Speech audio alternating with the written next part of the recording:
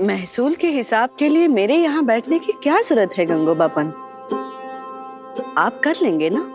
जी रानी साहब, बड़े सरकार की अनुपस्थिति में सारा कामकाज आपके सामने हो जाए तो अच्छा होगा।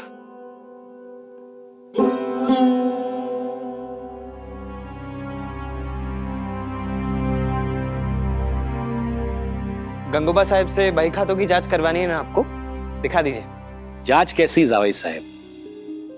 बड़े सरकार ने महसूल जमा करने की जिम्मेदारी आपको दी है।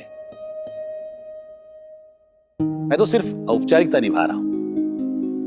आपने इतनी बड़ी बात कह दी, मुझे अच्छा लगा।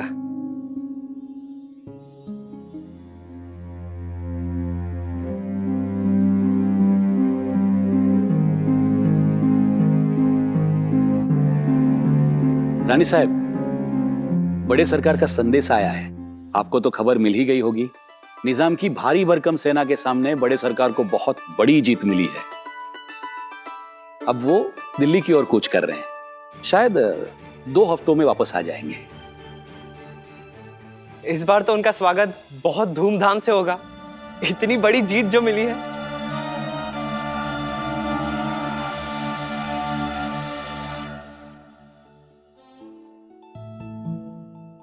गुन्नू जी भाऊजी आए ना, इसलिए छोटी आई साहब ने जलपान भेजा।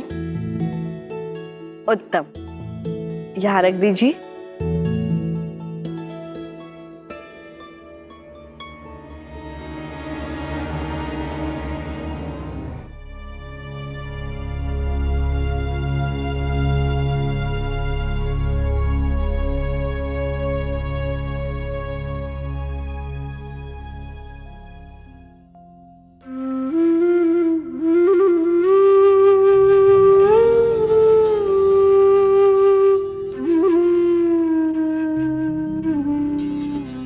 भाऊजी,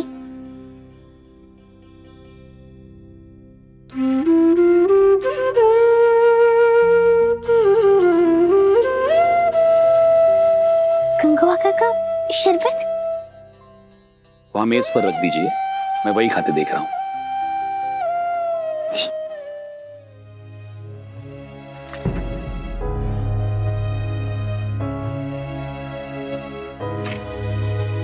काका, ये तो गलत है। क्या?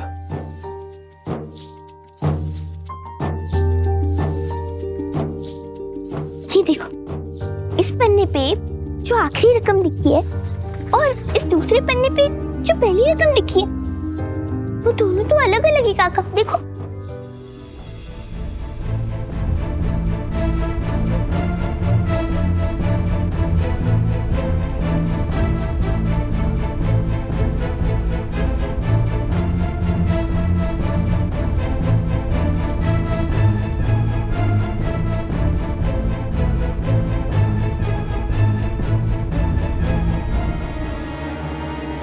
क्या करते हैं आप मुनीम जी? इस तरह से होता है साहब? कैसे हुई ये गलती बताइए। कैसे लाए थे बही खाते? इस थैली से ना, जरा उसमें देखिए, कुछ पन्ने निकल कर गिर तो नहीं गए? देखिए। देखता हूं। अरे रहने दीजिए, लाइए मैं ही देख लेता हूं।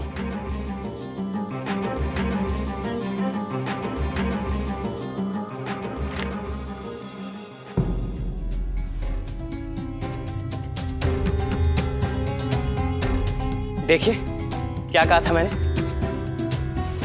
थैली में पड़े हैं ये पन्ने। हिसाब गलत हो ही नहीं सकता। देखिए,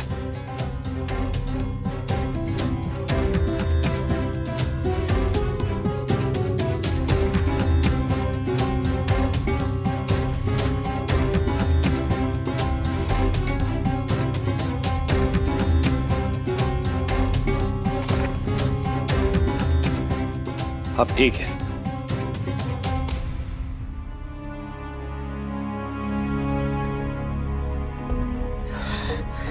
ईश्वर की मेहरबानी। मुझे भी चिंता होने लगी थी, आखिर मेरी जिम्मेदारी है?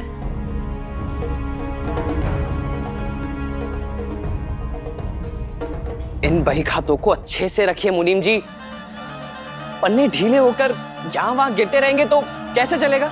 जानता हूं उम्र हो रही है आपकी, पर काम तो काम होता है ना।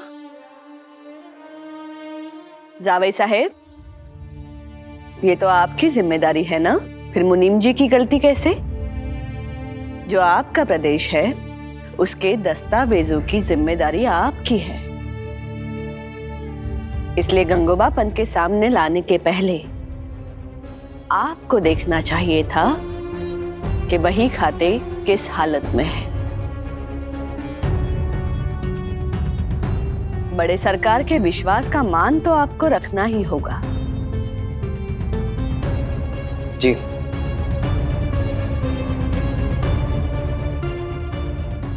अहिल्या,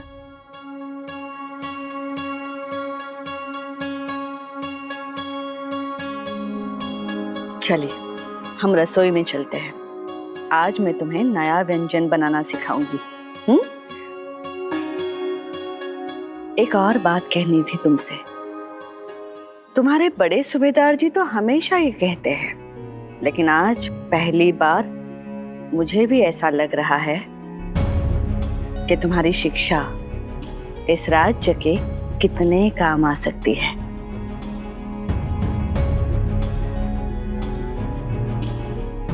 शाबाश। आ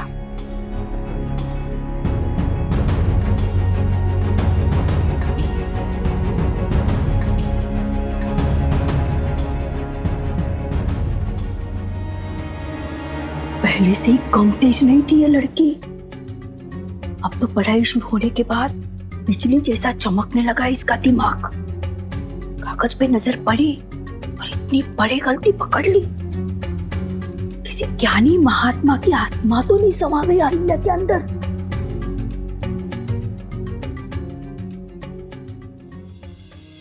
मैं मानता हूं गलती है मेरी, पर बाद में तो मुझे पता चल ही जाता ना।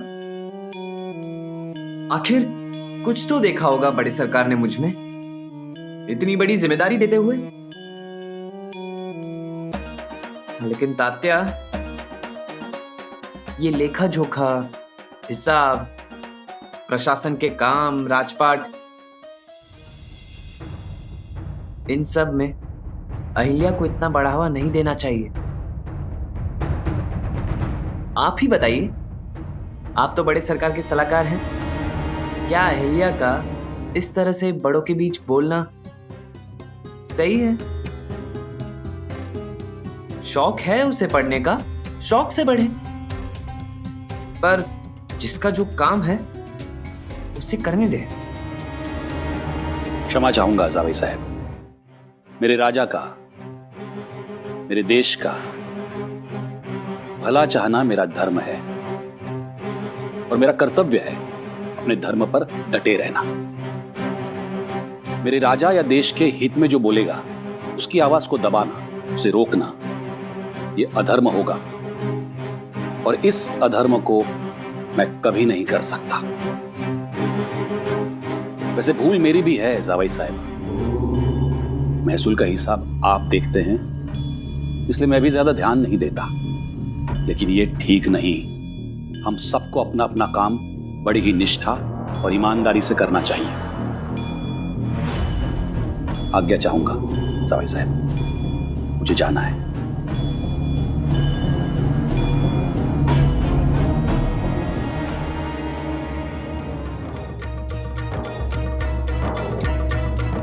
जब समय ही खराब चल रहा हो तब नौकर भी चार बातें सुनाने से पीछे नहीं हटता।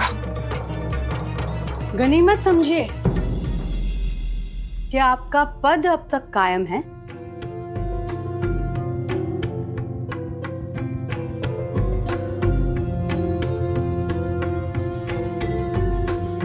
सासूबाई, यमुना बाई ने हमें सब कुछ बता दिया है। मतलब मेरी बेइज्जती की खबर मिल गई आपको? जावेद साहब, ऐसी नौबत ही नहीं आती अगर आप इतनी लापरवाही से काम ना करते। हम आपको कई बार समझा चुके हैं आपको हमारा पूरा साथ, हर तरह की मदद मिलेगी, बशर्ते आपकी कोई भी हरकत इस परिवार और मालवा के खिलाफ ना हो। आज जो भूल पकड़ी गई है उससे मालवा को नुकसान होगा। हम ये भी मान लेते हैं कि ये वाकई भूल ही थी और कुछ नहीं, पर और क्या हो सकता है सासूबाई? भूल ही थी। बरं, मानते हैं, बात खत्म।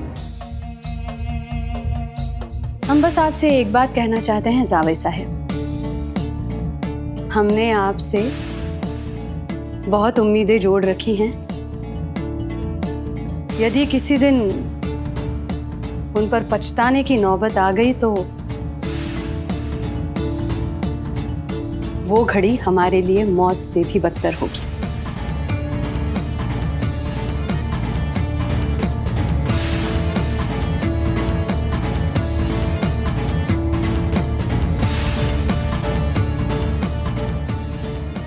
अहिल्या, एक बार फिर मेरे रास्ते में आकर मुझे सवालों के बीच खड़ा कर दिया उसने।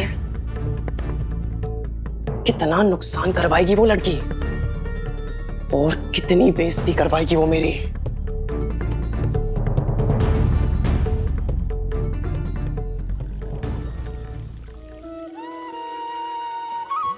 छोटी सी पिताई जी।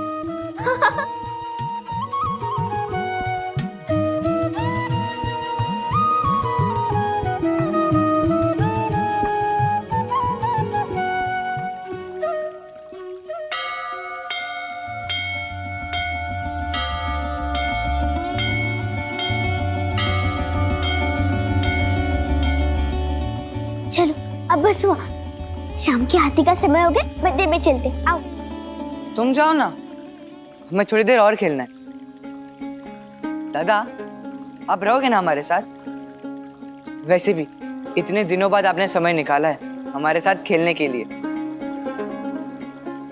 देखो छोटी सी पिताई जी, बाद में कभी खेल लेना। चलो अब आरती का समय है ना, मंदिर में चलते। आओ। अच्छी जबरदस्ती है ये, हमसे नहीं होती है पूजा वूजा। और वैसे भी तुम्हें कौन रोक रहा है? तुम्हें जाना है तो जाओ ना।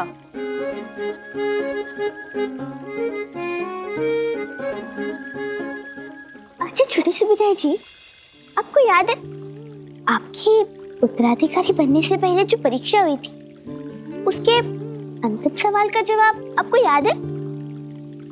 जो चीज हमारे हाथ में ना हो उसे हमें भगवान के हवाले कर देनी चाहिए, क्योंकि हमारी जरूरत क्या है वो हमसे ज्यादा भगवान जानते हैं।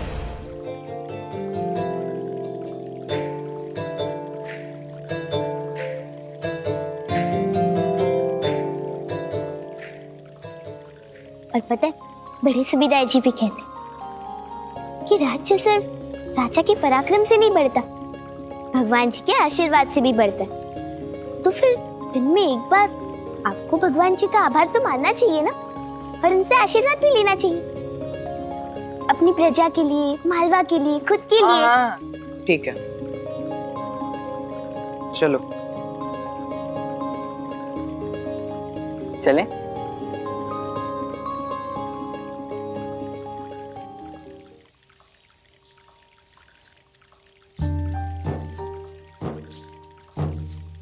अच्छा भाऊजी,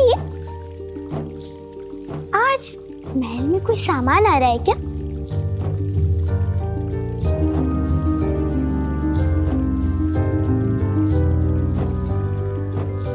हर महीने गोदाम में अनाज आता है, वही है।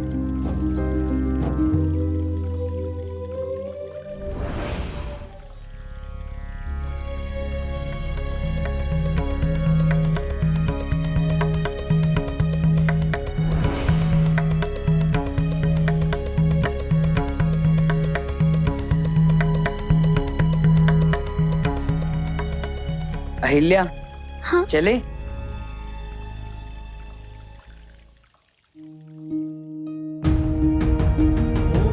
शंभवाय च मयोभवाय च नमः शंकराय च नमः शिवयस्कराय च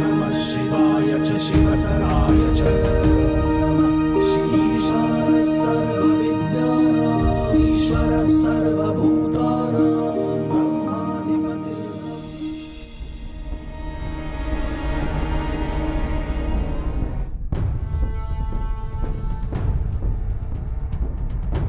दो सौ 221, 222।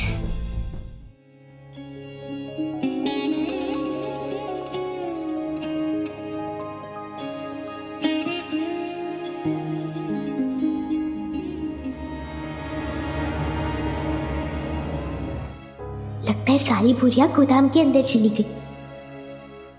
अब तो मुझे भी जाना चाहिए, कहीं देर हो गई तो वो लोग फिर से निकल जाएंगे आज।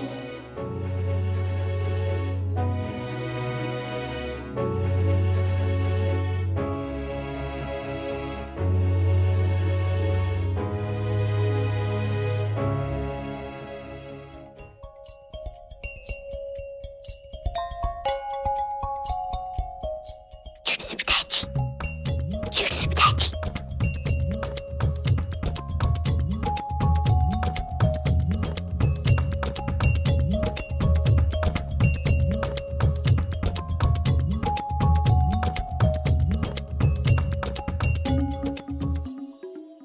अहिल्या ने क्या कहा इशारे से?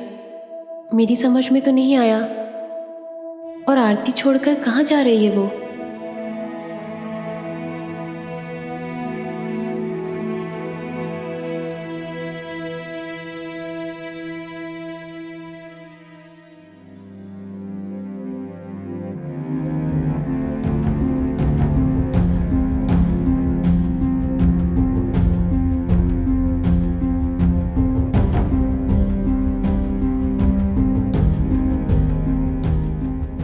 आरती के बीच से चले जाना और मुझे चुप रहने के लिए कहना, कोई बड़ी बात ही होगी। बाद में मिलना पड़ेगा अहिल्या से।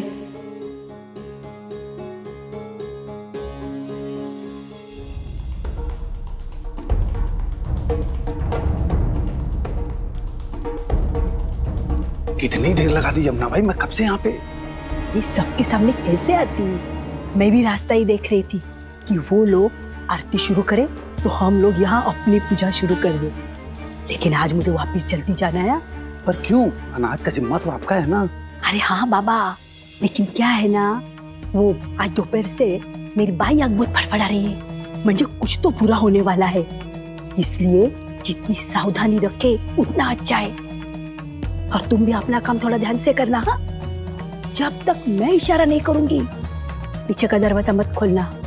अरे चील की नजर है उस अहिल्या की।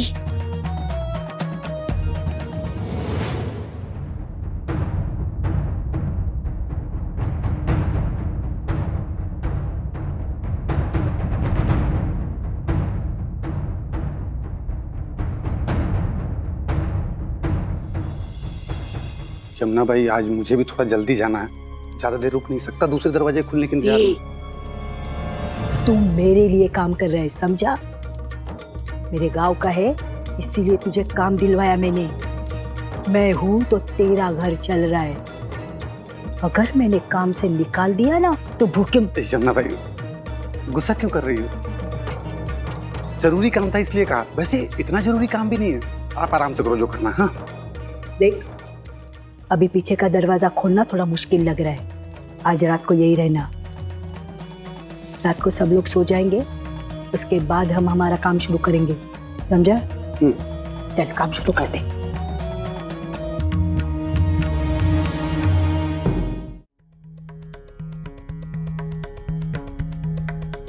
नमस्कार छोटी सुनवाई। जी नमस्कार। अरे अरे काका,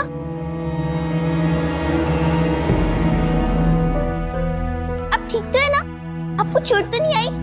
नहीं नहीं, चोट नहीं लगी। मैं ठीक हूँ छोटी सुनवाई। रात को ठीक से दिखाई नहीं देता, माफी चाहता हूँ। सब फल बिखेर दिए मैंने। नहीं नहीं काका, चिंता मत करो, मैं उठा देती हूँ। मैं कर रहा था छोटी सुनवाई, आपको तकलीफ करनी पड़ी।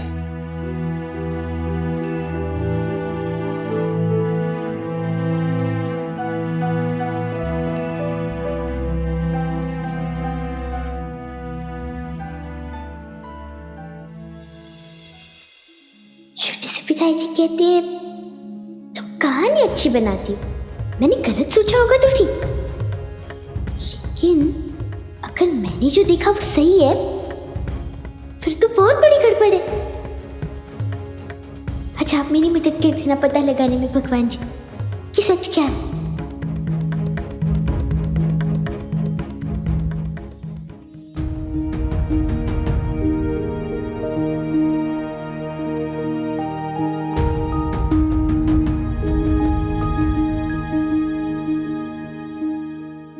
अगं भैया, अहिले यहाँ नहीं तो फिर अनाज की बोरियां देखकर कहीं गोदाम में तो।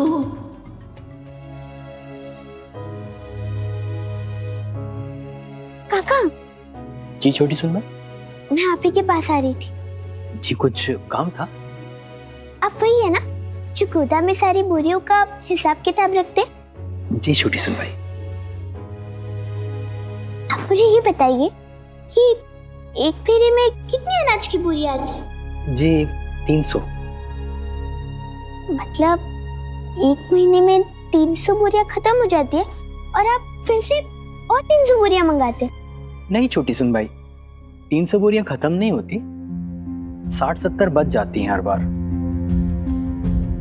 नया अनाज आने के बाद पहले पुराना अनाज इस्तेमाल करते हैं, फिर उसके बाद नई बोरियां खुलती हैं। मतलब हर महीने लगभग कुछ 240 बोरियां खत्म होती होंगी ना? जी जी बिल्कुल। फिर पहले की 60 बोरियां और अभी आई हुई 300 बोरियां, कुल मिला के 360 बोरियां होंगी गोदाम में, है ना? जी 360 या 370, थोड़ा बहुत ऊपर नीचे हो जाता है, मैंने बताया था ना आपको। पर इसमें एक एक बोरी का हिसाब मिल जाएगा आपको। जी मैं देखूं? जी जी बिल्कुल।